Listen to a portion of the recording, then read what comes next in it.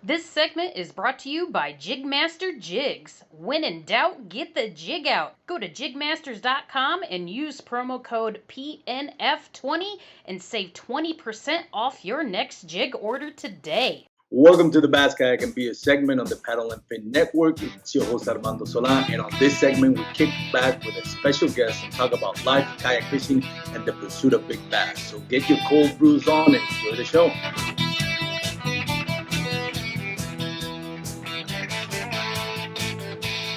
So welcome once again to the Bass Kayak and Beers podcast on the Paddle and Fin Network, presented by Douglas Rods. Go check out douglasoutdoors.com to see their full lineup of bait casting reels, spinning reels, and even fly fishing rods.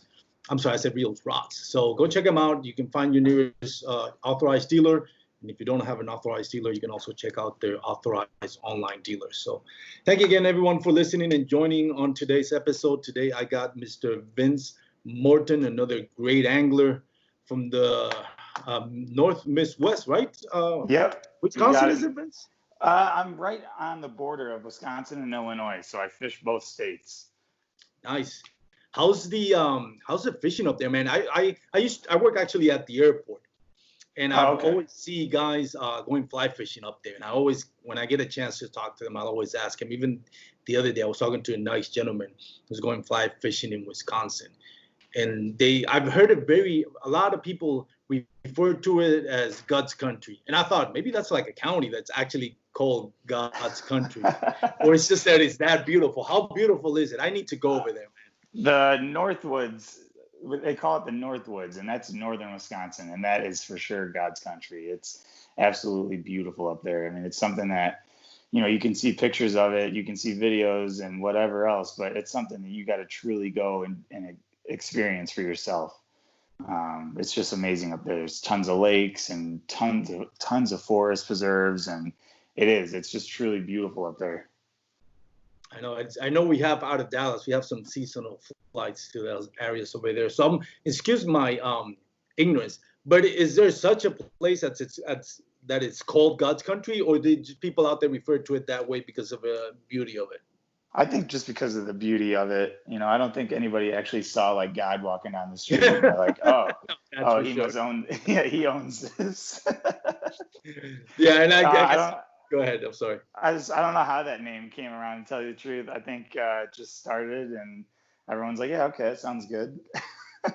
Imagine. I love to go over there. Do you do much fly fishing up there in Wisconsin? No, I've never fly fished in my life, actually. No? Really? No. It's something I wouldn't mind giving I wouldn't mind trying it out. But I just don't think I'd have the patience for it. I think that's something that you really got to have the patience for, but I don't know. I'm a power fisherman, so.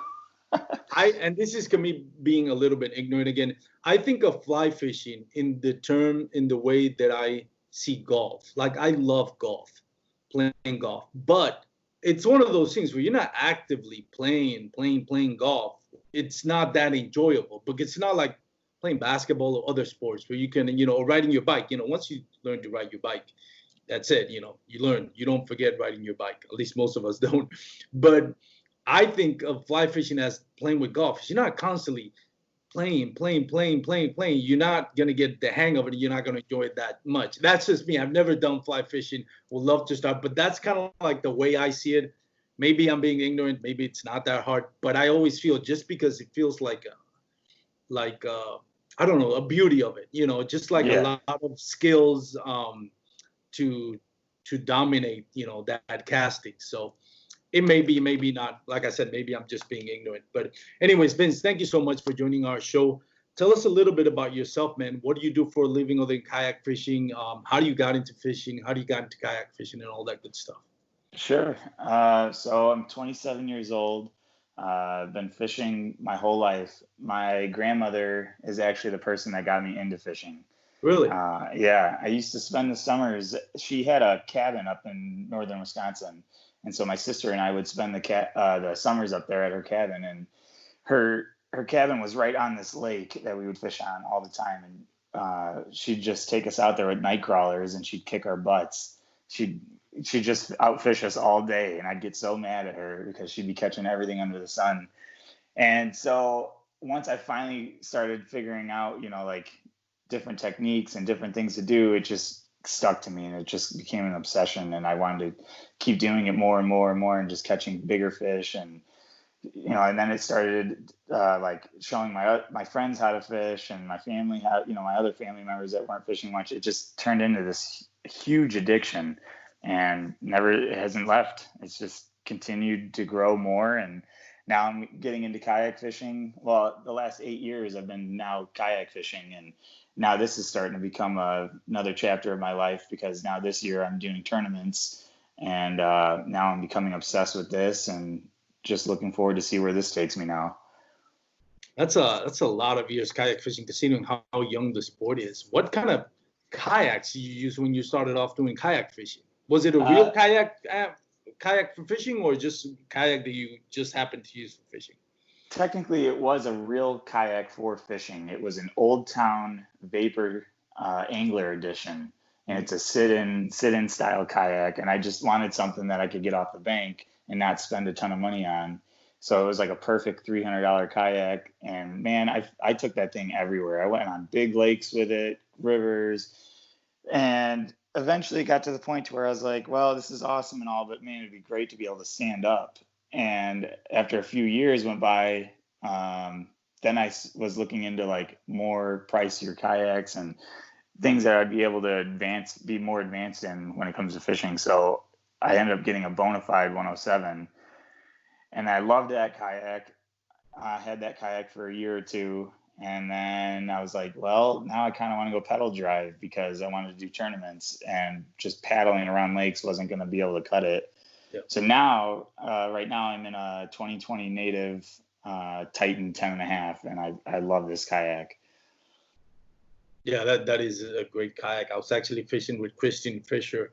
Not Christian Fisher, I'm sorry, Catherine Fields. I apologize. Catherine Fields. I was fishing with Catherine Fields, one of my favorite pro anglers, over the weekend. And I think she rocks that same one.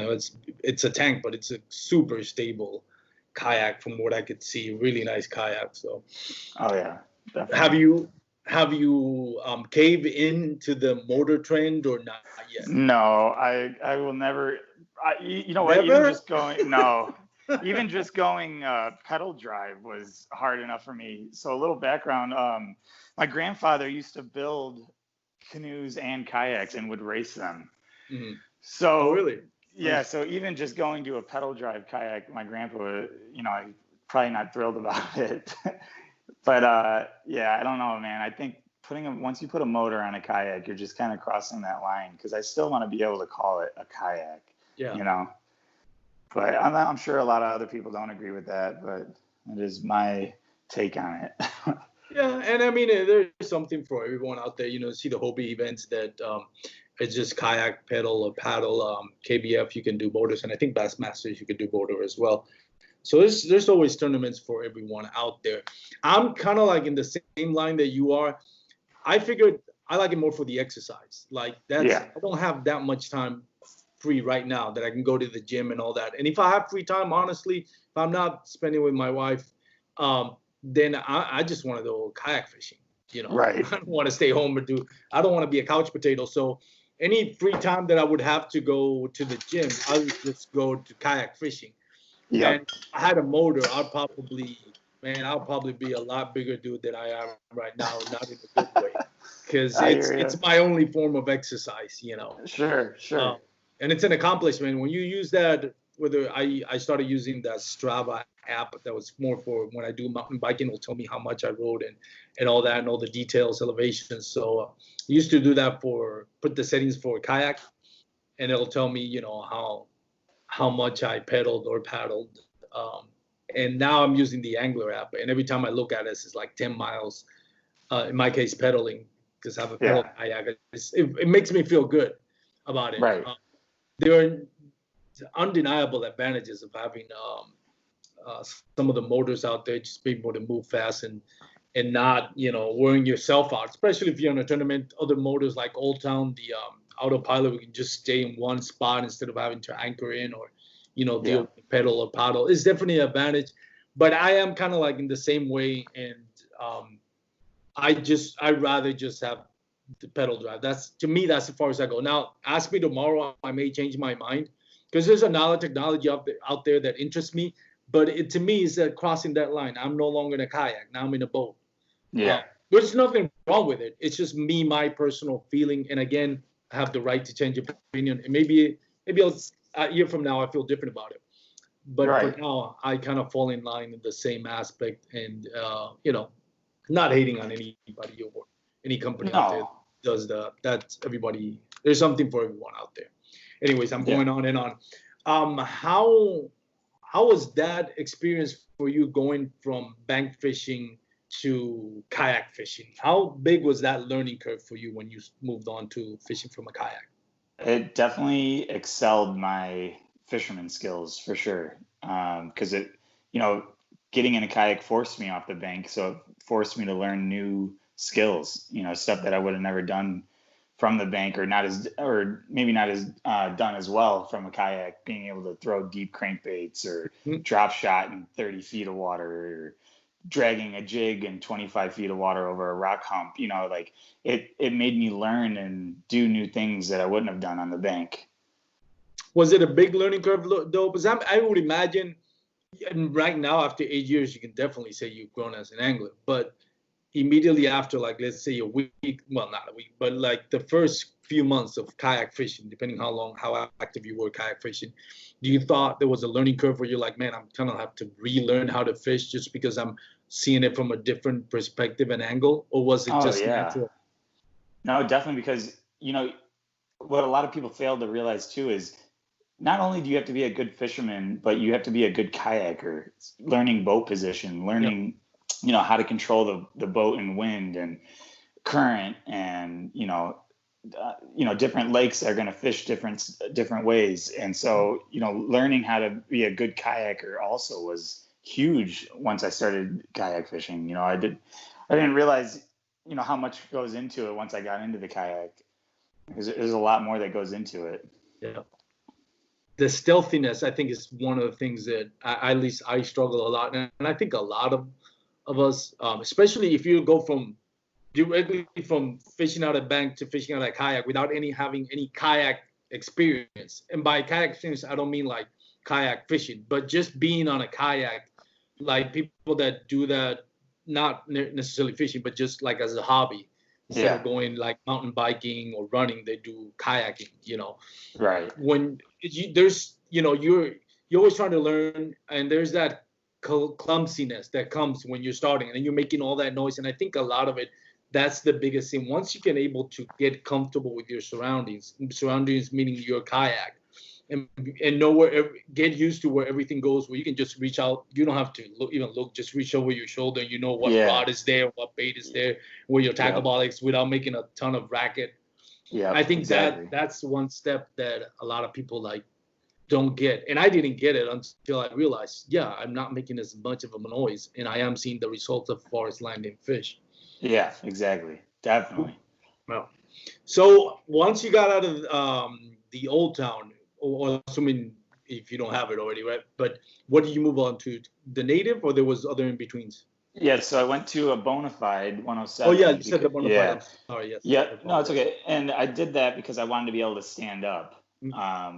Just, again, advancing my fishing skills. It was nice being able to stand up, because I was able to flip and pitch, when I, wasn't really able to do that in the sit-in kayak. Now I was able to go up to a dock and be able to flip underneath it, or come up to some bushes on a tree line and flip under these bushes, where I wouldn't really be able to do that in my sit-in kayak. So that was the whole reason why I went to the stand-up, and it was just nice being able to stretch my legs, because after sitting in a sit-in kayak for 4 hours, your back is killing you. Yeah. So that's when I went to the Bonafide, and I loved that kayak. If anybody listening is thinking about going to the Bonafide, any of the Bonafides really, I highly recommend it. I really didn't want to get rid of that boat. But like I said earlier, when I went to tournament fishing, I wanted a pedal drive kayak. So Bonafide not making one, and I didn't want to go to a motor, native was kind of my next step. Mm-hmm.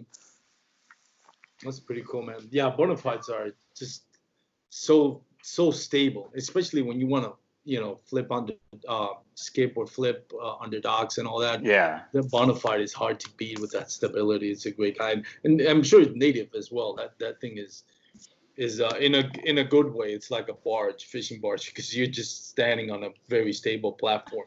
I honestly thought that nothing was going to be more stable than my Bonafide. I was like, there's no way there's a kayak that's more stable than this.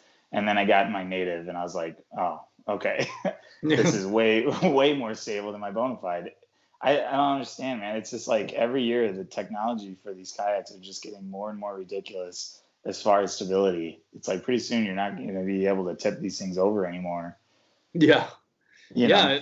When you look at the I forgot the name of the gentleman, but the new Apex watercraft. Yeah. It's a little pricey, and that's not for everyone, but I mean, the stability on it, that Right. thing is crazy stable. Oh yeah.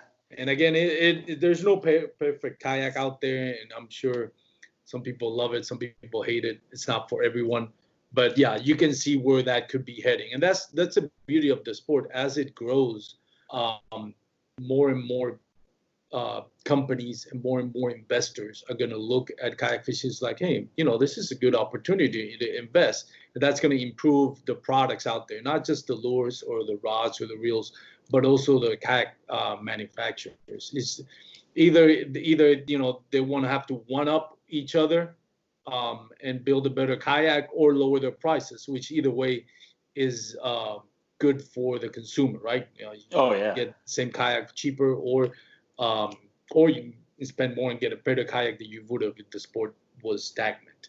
Right. How is the experience for you now going into being a tournament angler? What's the biggest difference for you when you're out there fishing? It's definitely more intense. I was so used to just going out, relaxing, taking the kayak out, and just, bringing a couple beers with me. And I was just a weekend warrior, And now with the tournament setting, it's like, man, I got to catch 5 fish, and I don't know. And I have such a competitive drive to begin with. So now that, you add the tournament setting, it's like, it's just changed everything for me. As before, like maybe I'd go and check a lake out and try to figure it out, and just relax and have fun while I'm out there. And now it's like I'm pre-fishing. I'm looking at maps all night. I'm studying it on Google Maps. I'm looking at my Navionics. I'm, just dissecting this lake as much as I can. I'm out there 2 days before the tournament, and I'm pre-fishing from morning till dark. I'm pedaling for miles on end, covering water, eliminating water, and trying to figure out what the fish are doing. And it's just so much more intense now. And then on tournament day, it's like my nerves are completely shot, and it's like I forgot even how to fish. Yeah. But I love it, man. I'm absolutely having a blast, and I've been pretty lucky so far this year. The tournament that I just had on Sunday was on Lake Wisconsin, and I placed second place in that tournament. Nice. And that lake was fishing tough. So I was pretty proud of myself to be even able to get second place, because it was some tough fishing. How was your bag, the limit on it? How much? I had 79 inches, but not then bad. One of my, not bad, especially for this lake. There was a major mayfly hatch. So the smallmouth were just gorging on these mayflies. So, we're competing with all the mayflies that are on the lake. It made for a tough bite. And they canceled the tournament early because there was potential for storms coming in. So we had to cancel the tournament 3 hours early. And I think if we had a full day of fishing, I might have placed in first place, because I was just starting to figure those fish out. And, we had to cut it early. So, but I'm happy. I can't complain. No, second place is always good. Well, I mean, it's not as good as first, but it's still a good result. How much was the winning bag? I think it was 82 or 83 inches. Oh, so it's not bad. It's not like you were blown out of the water just a few inches. So, no. What were you figuring out, if you don't mind talking about it, or maybe you want to keep that, for the next tournament? No, I don't mind. But what were you figuring it out that you thought that gives you, makes you believe that you would have figured it out early, or would have had more time, you would have won? So when I went out there and pre-fished, So let me restart. The Lake Wisconsin is part of a river fishery. It's part of Mm-hmm. the Wisconsin River. So this lake actually fishes more like a river. Okay. And so I knew it was going to be a smallmouth bite. And to me, I've been fishing smallmouth my whole life. So to me, when I'm thinking smallmouth, I'm thinking topwater baits, crankbaits, you're just typical smallmouth style baits. And they weren't eating any of it. I would catch them on topwater here and there, but I just still wasn't getting the bites that I knew I was going to need to win this tournament. So I was, on tournament day, I was like, man, what am I going to do? And so I'm on my first spot and I'm just kind of watching. I'm just watching to see what these fish are doing. And, sure enough, they're eating all the mayflies. And I'm like, okay, I know for sure they're eating mayflies. How can I catch them? If they're gorging on all these mayflies. And then so I started going through all my tackle and I'm like, do I have anything that looks like a mayfly? Can I resemble this bait at all? And I'm going through my plastics and I find this old pack of worms that I had that I got in a mystery tackle box. They're made by Biospawn. Now I can't remember the name of the worm. What I ended up doing was I cut this worm into a Ned rig and I made like my own little homemade Ned rig. And Mm-hmm. it literally perfectly imitated these mayfly. I could tell like after these mayfly had been sitting in the water for a while, they would almost turn to a white color. And these Mm-hmm. worms were like almost like a clear white. I don't know. It's kind of hard to explain, but I threw it out there. I'm like, might as well try it. And first cast with this Ned rig, and I caught a 17 incher. And I was like, oh my God, no way. And I was like, okay. So I get, I measure them, get a picture of it. It's all good. Throw them back. And I'm like, maybe it was a fluke. Maybe this is really what they're going to want. I throw it in the same spot. Boom. 15 and a half incher. Second cast. I'm like, no way. Okay, this is it, and just They got a went on a pattern. tear. Yep. Just went on a tear for, I don't know, 4 hours. Just what the thing that sucked was this Ned rig was catching everything. I was catching striped bass, I was catching carp, I was catching drum Wow. because they all are eating the mayflies. It was a Everything's feeding eating frenzy. this. Right. So I had to weed through the dinks of smallmouth to get to the numbers that I needed. And once I started getting into like bigger fish, I started catching more 15 inchers. Like I said, that's when the tournament had to get cut short. So, and I was trying other spots where I was catching them. And I'm like, man, if I just had a few more hours, I could weed through some of these, weed more through the dinks and look for these bigger bites. I maybe would have got first place. Who knows? But yeah, it was a ton. It was a blast. And especially because I don't ever throw the Ned rig. I'm more of a power fisherman. This was only Mm-hmm. the second time I've ever thrown the Ned rig. And so I went from never throwing it to throwing it all day long, during the tournament. So that was new to me. That was something that I've never done before. So it was fun. That's pretty interesting. Let me ask you this, because a lot of times when when we have experience fishing and we apply that knowledge or experience to where the circumstances are, a lot of it is just kind of like hand-me-down information. By that I mean watching YouTube channels, whether it's Fluke Master, Tactical Bassing, or listening to podcasts like Fishing for Noobs here on the Paddle and Fin. Different social media aspects that help you figure things out. When the bite, when the weather is really hot, go for deep ledges. When it's pre-spawn, do this. When it's post-spawn, do that, and so on and so forth. But you were able to figure out something, you can say by yourself, in the sense that that's not a pattern that would be right there on the books that somebody say, oh yeah, if this, you see this, do this, this, and this, and this. Right. And you learned it by watching or reading or listening, right? Yeah. This is something that you figured it out because you put two and two together and decided, you know what? Light bulb came up. I'm going to try this. How satisfying for you was that, that you were able to figure that out and made it to second place and could have gotten first place, like you just mentioned. The difference between just something that you learned watching, something that you discovered yourself. How satisfying was that? It was a great feeling because it made me feel like, I know what I'm doing. It made me feel like an accomplished angler, like a well-rounded angler. Like, okay, maybe I do have a few tricks up my sleeves here and there that, just something that you're going to have to get out there and experience and do. You're not going to be able to just learn that from watching YouTube videos or reading it in a magazine. Like, that's something you got to put yourself out there on the water. Look what these fish are doing. Look what they're eating. Where are they going? Where are they at? And apply your skills and knowledge and go out there and try to, make something happen.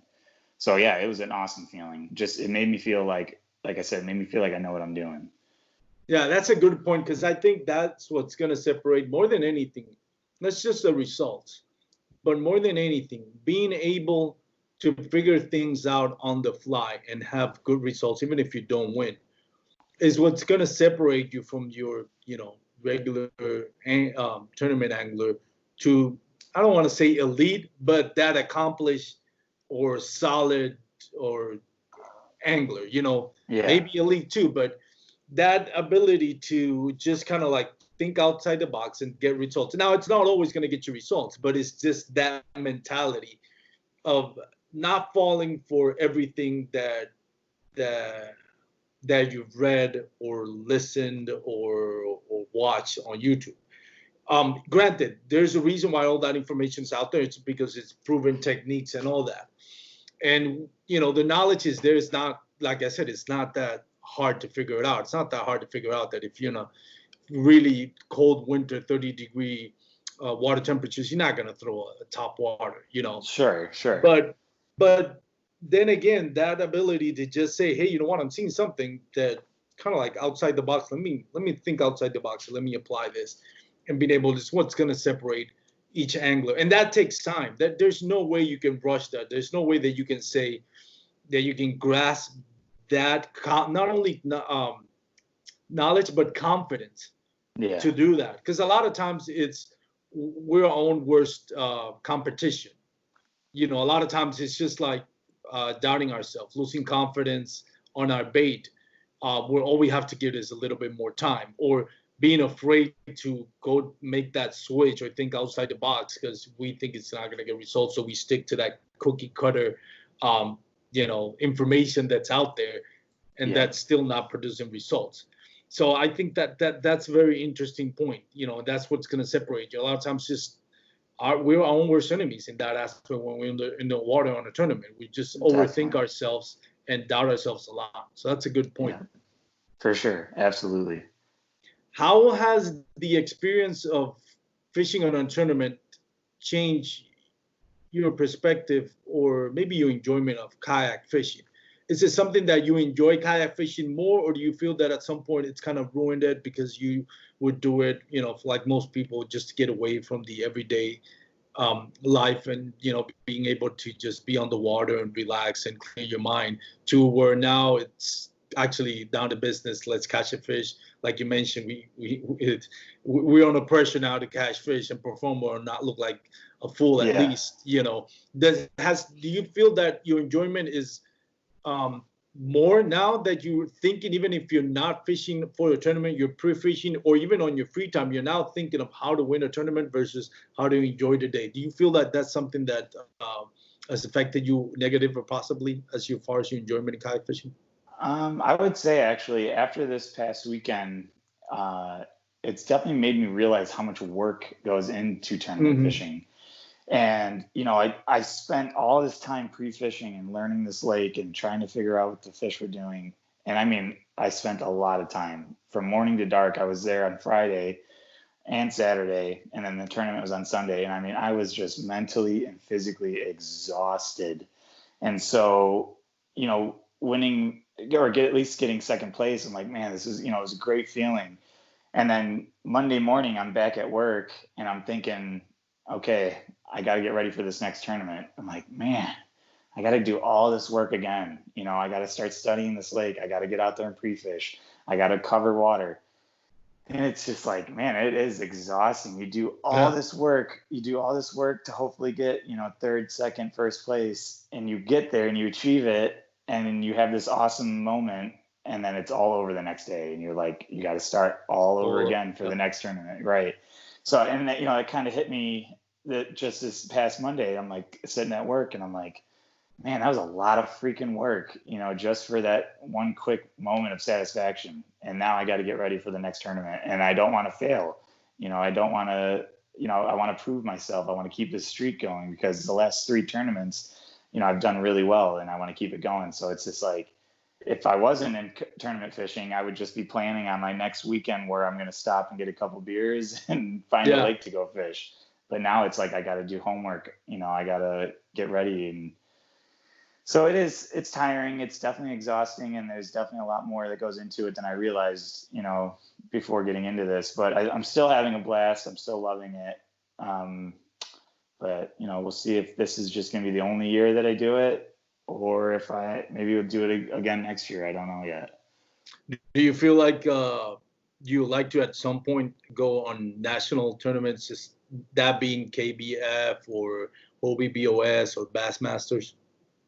I don't think I'll ever get to that. This tournament fishing kind of just started out as an idea. And, it's just, I was kind of getting bored of the same old weekend warrior stuff. And I was like, well, maybe I'll throw some competition in this. And then I heard about the KBL league that I'm in, and I'm like, well, I'll check it out. And I saw the list of lakes that they fish at. And I'm like, I know most of these lakes, and I'm like, all right, I'll try it out. And so I'm having fun with it now. But do I ever think I'd go on a national style league? No, I don't think so. Even for one episode, like not maybe like, let's say Cody Milton, Russ Snyder, Jody Quinn, all those guys that just kind of like travel the country, in tournament. That's only a handful of people able to do that, and I mean, good for them. But do you ever feel like, hey, if I see a Hobie BOS come in, I say Hobie BOS because, like you said, you're not into the motor trend right now, so Hobie BOS is probably the only one that national level that is just pedal or paddle only. So let's say Hobie BOS goes at least one tournament, 1 day or 2 day tournament up in Wisconsin. Would you go up for that? Kind of like to test the water? Yeah, might as well, just to say then that I've done it. Even if I placed bad, or I did badly, at least I can say, I tried it out. And either it was for me or it wasn't for me. I could see doing that for sure. Yeah, I've heard from another anglers. I've never done the Hobie BOS, but I've heard from other anglers, once you do it, it's just the way that AJ, who's the trail director for Hobie BOS, sets up everything, kind of like focuses on the anglers. The experience of being the Hobie BOS is something like nothing else out there. And it's very like, you want that, even if you don't do well, just the camaraderie and the way they help out the anglers and put anglers first. I've heard that is something that can be very addicting. But again, that it's a big commitment, both financially for tournament fees and to travel back and forth. But it is a great opportunity, and that's something that we're just mentioning about the enjoyment of it. I've started myself doing tournament fishing now. And I can see like the same thing that you are. It used to be that I would be like, okay, man, what new lake do I want to try this weekend? And pack the cooler with a couple of beers, some snacks, spend the day on the water, kind of, adventurous spirit. Where now it is like I'm on, I'm at work thinking, when's the next tournament? Where's it gonna be? What are gonna be my techniques? I need to pre-fish it. So it kind of like takes a little bit away of it. Even today, I was thinking about it. I live I live a couple of hours from Lake Fork, which is just legendary for big bass. And it is, the towns that surround Lake Fork are all about bass fishing. They leave it, they breathe it, and it's kind of like stepping back in time, because it's so, not driving, but just the ambience, the atmosphere is so far away from a big city that would be Dallas or Fort Worth, that I love it. But then I was thinking, man, I really want to go to Lake Fork. I got some honey holes over there that I'm dying to catch those big bass, but it's like, I need to focus on the tournament. So I need to go to this lake, which some of them, the next one, I'm not going to say what's the next lake, but I really hate that lake. And I was like, now I'm spending, my days off going to this lake that I absolutely hate because I can't figure it out. And even if I did, it's not known for producing big bass. Gotcha. So I was like, I'm not enjoying it as much, but it's that balance of, if you want something, if you want to measure yourself in a tournament against anglers with more experience, then you have to go through that grind. You just have to Right. balance it out and think. And then there's times where I'll just be like, you know what, on this one, I'm going to pre-fish. I'm just not going to pre-fish as much tomorrow. Instead of going that lake, I'm going to go to my favorite lake and just have fun and enjoy, have a couple of beers. So Yeah. you have to balance it out. But it's very interesting. Now, I didn't ask you this, Vince, but do you have your own family, married, kids, anything like that?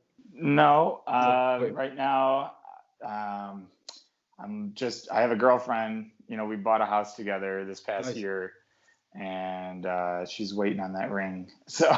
Oh yeah. Well, you got the house first. So I know. Small detail now. Yeah. It's funny how easy it is to buy the house instead of a ring. It's a lot more simpler, But Exactly. hey, Right. Well, that's what I'm saying. What do we need the ring for? We got the whole house. Just saving us trouble for later. Yeah. And I guarantee, and I'll tell you right now, have you ever actually had to buy a ring, get on one knee? Would this be the first time you proposed? Yeah. When and if? So yeah, that's just as stressful as buying a house. Yeah. It could be even more, man. I tell you from experience. But yeah, definitely. Now, and the reason why I ask is I wanted to ask you how you balance it out if you had kids or if you're married. Now, being that you're still in a relationship, in a serious relationship, where I can tell, how does that balance? How do you balance that out? Does your wife like to go? I'm sorry, your girlfriend, does she like to go kayak fishing, or is it one more thing where she says like, hey, don't forget about me? No, we actually just got her a new kayak. She's got a 2020 Flint new canoe. And she loves it. Like she'll go out there with me for a couple hours, but then after, a few hours of being on the water, she's like, okay, let's go. And I'm like, as a fisherman, I'm like, I could spend all day out here. What do you mean, let's go? Yeah. But no, she's supportive about it, and she's happy that I did the tournaments this year, and she's got my back for it. What kind of sucked this year was, coronavirus kind of screwed everything up. So my league had to smash like all these lakes that we would have fished in the beginning of the year. We had to push them all into August or July. So, I've been doing back-to-back tournaments. And so that's kind of wearing on her a little bit because I haven't been home the last few weekends. But, I'm explaining to her, it's not always going to be like this. And, the Rona messed everything up for us this year. So at least as a husband or boyfriends, we can have the Rona to blame for a couple of things, right? Yeah, exactly. Right. It's the Rona, my love. You know how it is. But that's a good point. Every time my wife will ask me, it's like, are you going fishing tomorrow? Yeah. When will you be back? I'm like, are we gonna start an argument right now? Because right. I cannot give you. I'm like dark o'clock. I mean, it's like, don't expect me to. The last weekend I was fishing with Catherine Fields, and I told my wife I'll be out of water at noon because I really had to do some stuff, and I actually had to record an episode for my podcast. But once I'm on the water, I don't want to leave, man. Especially when you're fishing one of the top anglers, and I'm learning so much. I'm watching her what she's doing. She's telling me what techniques she's doing and what bait she's using, and I was like, God, this is like an encyclopedia of knowledge. I don't want to leave. Finally, she said, "You have to leave." I'm like, okay, good, because I have to leave too. And my wife's just like, "Are you okay?" I'm like, "Yeah, what's on?" It's like, you're about 2 hours late, and I know you got a podcast to record, so. Yeah, it's one of those things where it's hard to give a timetable when she asks me, like, what time are you going to, you don't ask me, because it's, might as well have an argument now. It is very addicting, though, and you can spend all day in the water. I mean, I literally could go from dawn till dusk fishing on the water with just like a little sandwich and a little protein bar, and I'm good. But God forbid on a Saturday I'm home and my wife doesn't cook something for dinner or breakfast. It's funny. And then you get that argument. It's like, well, how come you can stay 12 hours paddling miles and just be on a freaking sandwich and a Gatorade? How's that? Anyways, we can go down that rabbit hole. What are you in the running for Angler of the Year, or do they have Angler of the Year in your tournament? They do, but it's kind of set up a little bit differently. It's not really based off of just fishing. They have a lot of extra curricular style stuff that you can do to receive Angler of the Year points. And right now I'm like 12th out of 50 guys, and I'm not really doing the extra stuff that I probably should be doing to get the Angler of the Year points. Being my first year, I kind of wanted to just do this and test the waters. I wasn't really expecting anything much more than that. So if I do this again next year, maybe then I'll give it a little bit more thought and effort into it. But as of right now, I'm just kind of having fun and still learning this whole tournament style of fishing. Yeah, the best you can hope for in a tournament, when first season as a tournament, is just learning experience. Anything beyond that is, gravy. Let me ask you this: what kind of extracurricular activities is it that, if it's not fishing, they're using points for? If you don't mind me asking. No, I don't mind. So they have a couple of different things that you can do. You can do like garbage cleanups at a lake, or a pond that you fish at. You can share different things on Facebook about the club. You can write articles for their website. What else is on there? I'm drawing a blank, but it's mostly just small stuff like that. That's we get the gist of it, I guess. That's interesting. I mean, I like the fact that it's like motivating you to do for the community, to work for the community. Sure. Help out the growth of the league, have clean lakes, do stuff for the community. That's wonderful. The only thing that me personally, and just by listening to just by the little information I just got it right now, the only thing I don't like is like, well, it kind of takes away from the actual angler that is going out there and putting up big numbers. Maybe he doesn't have the time, or maybe so and so is just as good, but happens to have more free time to do all the extracurricular activity. Never mind, I'm not gonna even try. Yeah, I got you. So I think, and this is just me thinking, kind of brainstorming that now, would probably be better to have like a separate recognition award for that. Hey, this is the one who did perform the best on the water, and let's give another award here to whoever did more for the community, and maybe give them like a rod or reel combo, some type of a merch or something like that. No, and it's been the same feeling with a lot of the other guys in the club. I made a lot of new friends because of this, and talking with them, they feel the same way. And they even kind of told me, because I've placed in top 4 the last 3 tournaments, and I'm still 12th in Angler of the Year points. That's kind of shady. It kind of sucks. As to where there's guys that are ahead of me that have been doing terrible. But just because they did all the extra, curricular points, they're way ahead of me in angler points. Which to me, I don't really mind this year, because, like I said, it's it's my first year doing this, so I can't really expect too much out of it. But in a way, I can see where the guys that have been doing this for a long time, that are competing in these tournaments to do really well to get points, and then in the end they're just finding out that they're getting shafted because they didn't go and clean up garbage that weekend.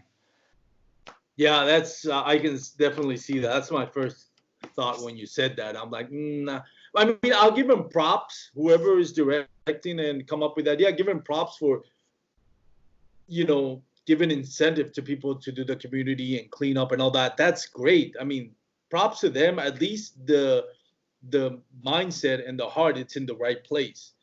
But having said that, if you want to do that, I think it should be like 2 separate awards. Now, let me ask you something. As currently as it is on that club, does the Angler of the Year actually win anything other than the recognition? Like, is there like monetary value to winning the Angler of the Year?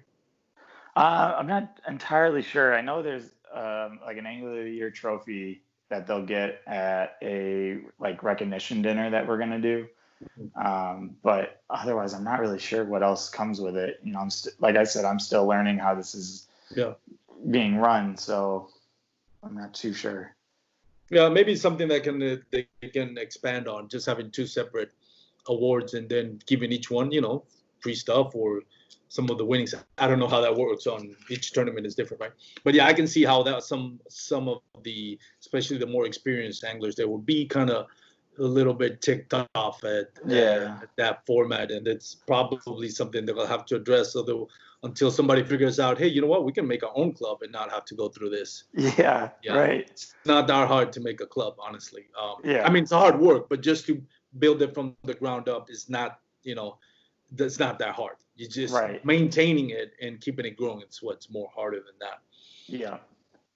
Awesome. What are you looking forward next year as far as not just kayak fishing? I mean, not just the tournament thing, but you personally growing as a kayak angler. What are you looking forward to the most? Well, I for sure can't wait to be done with coronavirus. I want that to be over with.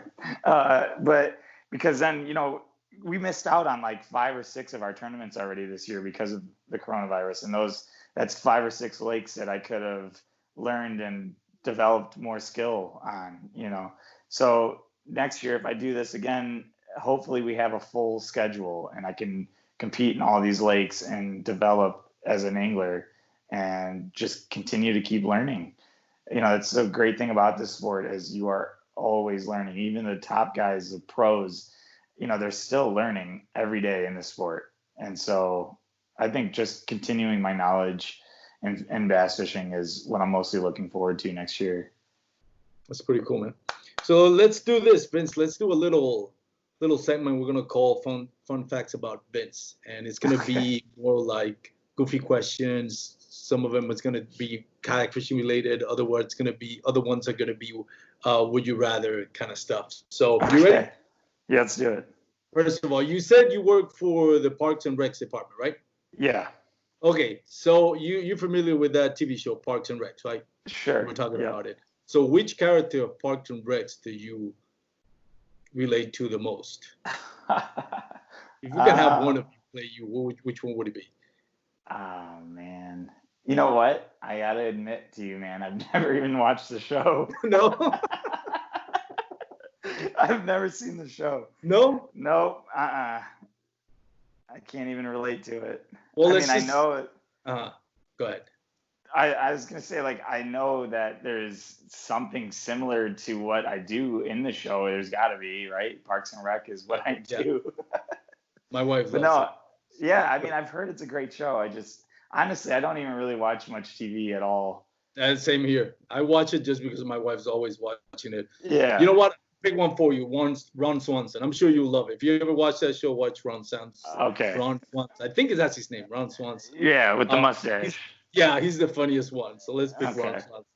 Awesome. Okay. So, if you, on your free time as your hobby, if you wouldn't be able to do kayak fishing or fishing in any form, what would you be doing? Bodybuilding. I actually love going to the gym. That's like my second hobby. If I'm not fishing and I'm not at home, and I'm most likely at the gym. And so actually one day what I would like to do is compete in a bodybuilding competition. Nice. So, yeah. Cool. That's pretty cool, man. Okay, so if you're not bass fishing, what other type of fish would you be targeting? Maybe walleye, just because walleye? I like to eat. Yeah, just because I like to eat walleye. Nice. Do you ever actively go fishing for walleye? During the winter time, when I'm a hardcore ice fisherman, and really? Yeah, when I go ice fishing, I'm mostly targeting walleye. Nice. I heard that's when they taste the best. Kind of. Yeah. The meat is a lot firmer and all that. Oh yeah, definitely. Cool. Favorite rod and reel setup? It would be my 8-foot HP Extreme Dobbins flipping stick on 20-pound fluoro and Vizix with a Lose 7-to-1 reel with flipping probably a Strike King structure bug and just whaling on hook sets. Well, that is a big rod for flipping. Oh yeah. Yeah. I would never have thought of it at 8. I would be missing the mark so much with such a big rod. I don't know, man. I just love that rod. I mean, you barely even have to set the hook, and because it's just got such a good backbone to that rod, it's just like nothing. Yeah, that is 8 foot. Wow. Yeah, that's a big. I usually try to get something like 6.5 or something, just because of the pinpointing my targets. I would figure Yeah. the 8 foot way too much. But props to you, man. That's you feel. Are you comfortable on one scale Oh one to yeah. 10 when it comes to hitting the mark? That's sweet spot where you want to hit on. How good are you from 1 to 10? Probably 9.5. Really? That's a lot of Easily. confidence, my Yeah. friend. Oh my God. I sometimes I don't put that rod down all weekend. If I, especially if I'm on a good flipping bite, if I find like a good weed edge, Mhm. and I'm flipping this weed edge, oh my God, so much fun. Actually, I had a tournament on Lake Delavan in Wisconsin, and that's how I got fourth place. Was I was just flipping weed lines, and just taking a flipping style creature bait, letting it sink down to the bottom, feel that bite, and I'm just wailing those hook sets, man. I'm gonna have to pick your brain after we finish recording on this, because that's one thing that I've been trying to get better at. But jigs and flipping, for the life of me, I caught like a handful of them throughout the last 3 years that I've been doing kayak fishing. It's like I mean, I'm not bad at aiming. I can skip on the dock decently, not a 9.5 out of 10, but man, for whatever reason, I just don't get results. I don't know what it is. When I was with Catherine Fields, I was practicing my flip, and I took like a couple of hours just flipping, flipping, flipping. And I was landing it pretty much where I wanted to. It's well, like, on, uh, oh my God, I forgot the word, heavy vegetation. So I was Yeah. landing pockets, that I wanted to, but I was getting no results at all. Granted, no one that was flipping on that area was anyway, so I figured maybe it's not that I'm necessarily doing something wrong. So maybe that bite is just not happening that day. But it's Right. something that I really want to work on and get better at. Yeah. Awesome. So we were talking about your favorite rod and reel setup. My next question is, what was your favorite technique? But I think we pretty much covered that right now. Oh yeah. Talking flipping. Yeah, definitely. What's your second favorite technique? Dragging a jig. If I can find fish on isolated rock piles out deep and they want to eat a jig being dragged across their face, oh man, it's another great way to catch them. Just like flipping, you feel that bite or you see the line taking off and just wailing into that hook set. Oh man, it's just so much fun. If you if you had a choice to fish one, and it changes obviously with spawning, post spawning, and all that, and the weather and all that. But what do you rather be fishing at? Up shallow or deep ledges or deep structure? Ooh, I think it just depends on the time of the year. Like, Yeah. early spring, I like fishing up shallow. When those fish start to move up and they're feeding on bait fish, then I like being up shallow. But if it's like dog days of the summer and everyone else is up shallow and they're struggling to get bit, and it's because those fish are sitting in 25, 30 feet of water and I'm out there dragging a jig along some rock piles,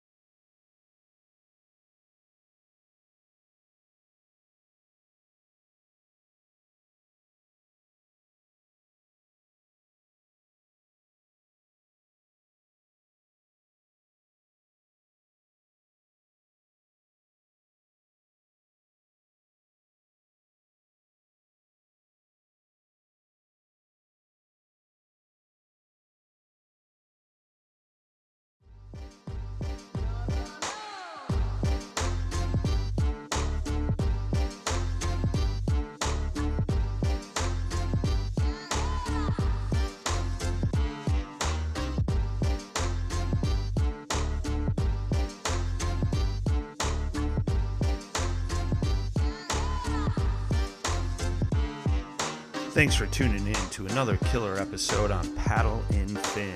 Don't forget to go check out our website at paddle_and fin.com. Don't forget to check out the YouTube channel at Paddle and Fin. You got a question, comment, want to hear from a future guest on a future episode? Feel free to email us at paddle_and fin@gmail.com. Don't forget to follow us on social media at Paddle and Fin on Facebook and Instagram. Shout out to our show supporters, Angler. The Angler button and app just makes for a better time on the water and creates a virtual logbook for every fishing outing out on the water. Shout out to Rocktown Adventures, located in Northern Illinois, for all your kayaking, camping, and hiking needs. TRC Covers, protect your investment. Ketch Products, shout out to Ketch Products. Go to ketchproducts.com and put the Paddle and Fin logo directly on your catch board. Shout out to JigMasters Jigs. When in doubt, get the jig out. Go to JigMasters.com, use promo code PNF20 and save 20% on all your jig and tackle needs.